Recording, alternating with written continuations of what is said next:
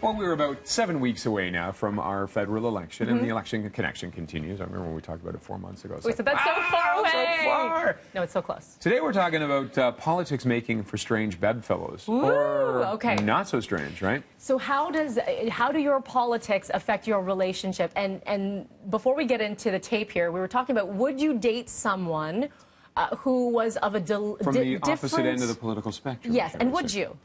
I would think you'd have to have core beliefs that are pretty similar. And I think it's actually healthy to have someone who might have a differing opinion than you, because it makes you think. And if you're not challenging your own beliefs, you're probably you're too caught up in the dogma of it, and so you're not probably learning and not willing to grow yourself, right? Sure. So, but that being said, I think you'd have to be pretty close together. That's it. Yeah. Because if you're way too far apart, then obviously your cores are not at the same when it comes to finances and whatnot. And I will admit, though, for the very first time, for the provincial election, my husband and I always vote the same party. Yeah. We voted different this time around, and it was an awkward conversation because we said, who are you voting for? Who are you voting for? And neither of us really wanted to get into it because we knew we were voting differently. So that puts a little wrench into your relationship. So let's find out. Can you have a relationship with politics involved?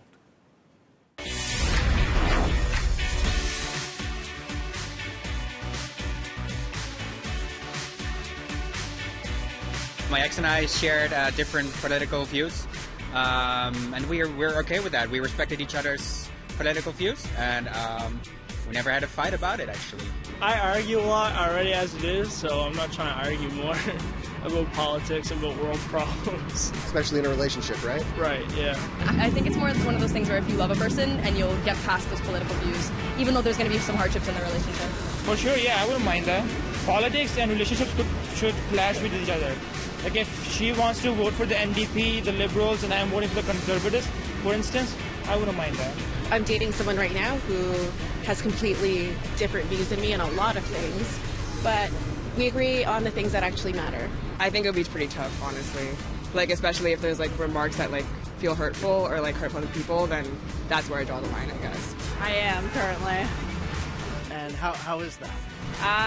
It can be tough at times, but I feel like you have to keep that aside for some things and just, like, maintain the relationship.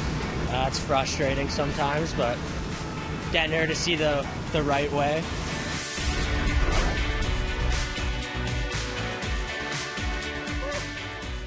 There was a little tension there at the end, I think. A little bit, but respect, mutual respect. There it is. And that's the key, I think, too. And civilized discourse is so important. We've lost a little bit of that right now.